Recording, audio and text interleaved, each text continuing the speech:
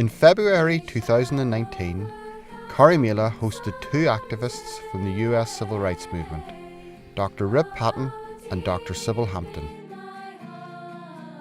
We held a series of workshops with young people, educators and the general public.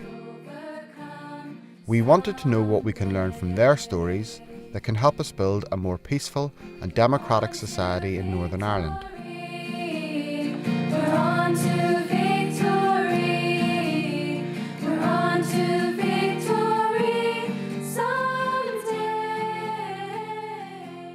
The only thing I ever heard in my 3 years in the hallway were people calling me the N-word.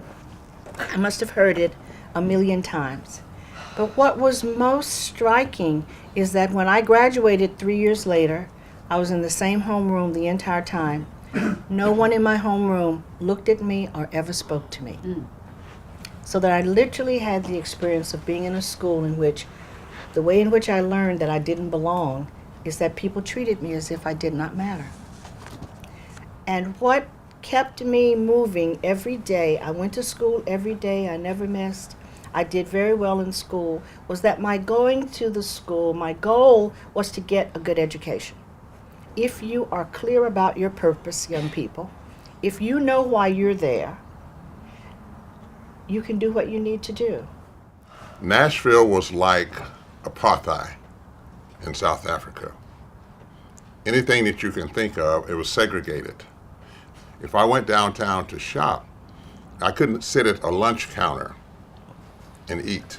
I couldn't go in the front door of movie theaters. Couldn't go to the public parks to swim.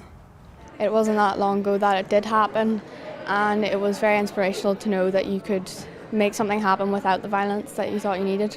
When you're reading a book or you see a movie, it seems like so out of place that you don't sort of imagine yourself in a situation, but when you hear that someone that's actually been through it, it seems so, like, you're wondering how people can be like that or how people can even be brave enough to, like, sort of stand up for themselves, and that's was really inspirational, I thought. I really enjoyed Rip and Sybil's stories because I thought they were really powerful and they told the truth that we all need to hear, and also to remind us that we're not the only countries, that this happened in so many different countries in so many different ways. And I'm from South Africa and my parents went through apartheid, and here in America they have their civil rights movement, and here in Northern Ireland they have their own civil rights movement. So I thought it was really relevant and important. We would always announce our existence through song. We were not a violent group of young men and young women, both black and white. We were demonstrating, but we never fought back. We always had a song to sing. When something would happen to us, you'd have a song that you could sing about it. So we would sing, black and white together. And so that's how we would keep our spirits up. We didn't get mad. They did things to us in the jailhouse, they did things to us in the prison, and we would sing.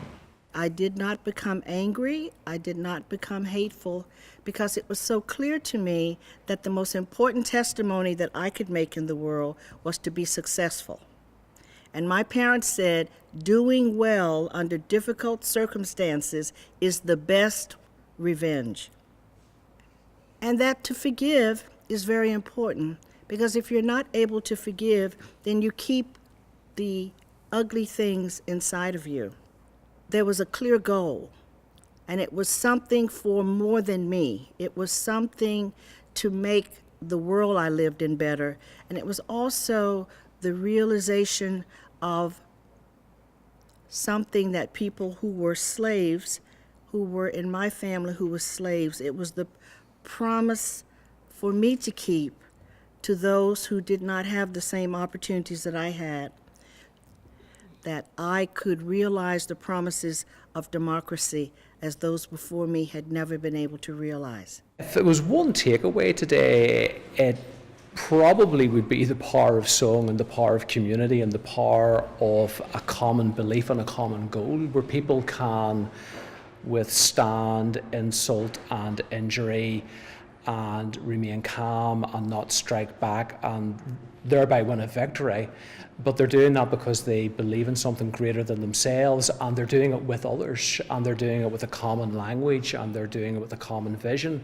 And that's something that I feel that students need to hear. They need to see that that's possible. It amazes me their strength of morality and their non-violence approach.